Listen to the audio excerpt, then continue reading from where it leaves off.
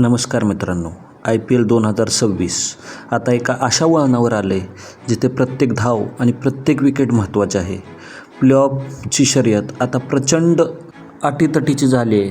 कोण जाणार टॉप 4मध्ये आणि कोणाचं स्वप्न भांगणार, पाहूया आजच्या पॉईंट्स टेबलच्या पूर्ण लेखाजोखा. सध्या पॉईंट्स टेबलमध्ये 3 संघ 14 पॉईंट्ससह वर्चस्व गाजवत आहेत. RCB, सनरायझर्स हैदराबाद आणि गुजरात टायटन्स.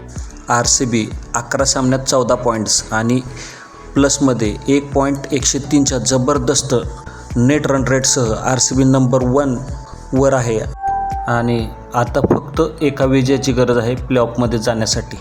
RCBला आता 3 पैकी 1 मॅच जिंकणं गरजेचं आहे. आता 3 मॅच कोणासोबत खेळायच्या आहेत? KKR, पंजाब आणि हैदराबाद. हैदराबादसुद्धा 14 पॉईंटसह दुसऱ्या क्रमांकावर आहे. त्याचा फॉर्म पाहता त्याचं स्थान जवळपास निश्चित वाटतंय. यापुढील हैदराबादचे सामने गुजरात, CSK आणि RCB सोबत आहेत. यामध्ये 3 पैकी 1 सामना त्यांना जिंकावा लागेल.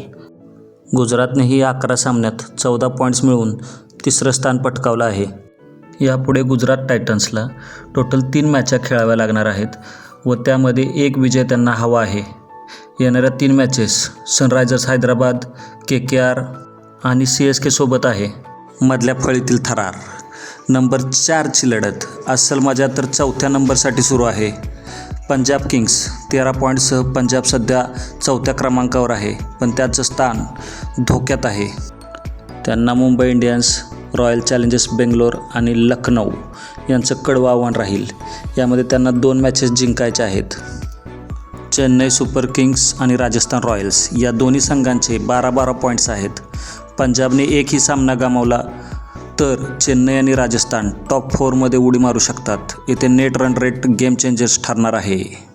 इथून पुढे चेन्नईला लखनौ, सनरायझर्स हैदराबाद आणि गुजरात टायटन्स यांचं कडवं आव्हान राहील.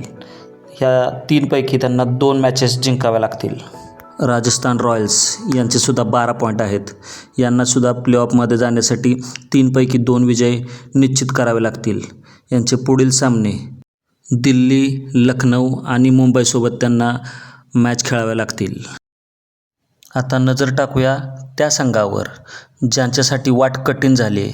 दिल्ली कॅपिटल्स 12 सामन्यात फक्त 10 पॉईंट्स. दिल्लीसाठी आता प्लेऑफची गणितं खूप कठीण झाली आहेत. दिल्लीला राजस्थान आणि KKR सोबत विजय मिळवावा लागेल. KKRला 10 सामन्यात 9 पॉईंट्स आहेत. कोलकाता त्यांचे सर्व सामने मोठ्या फरकाने जिंकावे लागतील. मुंबई आणि लखनौ. मुंबई इंडियन्स आणि लखनौ सुपर जायंट्स हा सीझन खूप खराब राहिला आहे.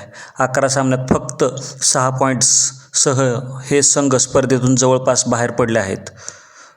मित्रांनो, प्लेऑफ सुरक्षित पोहोचण्यासाठी संघांना किमान 16 पॉईंट्स हवे आहेत. तुमच्या मते यावर्षी कोणते 4 संघ क्वालिफाय होतील? कमेंट्समध्ये नक्की सांगा. अशाच IPL अपडेटसाठी आपल्या चॅनलला सबस्क्राईब करायला विसरू नका.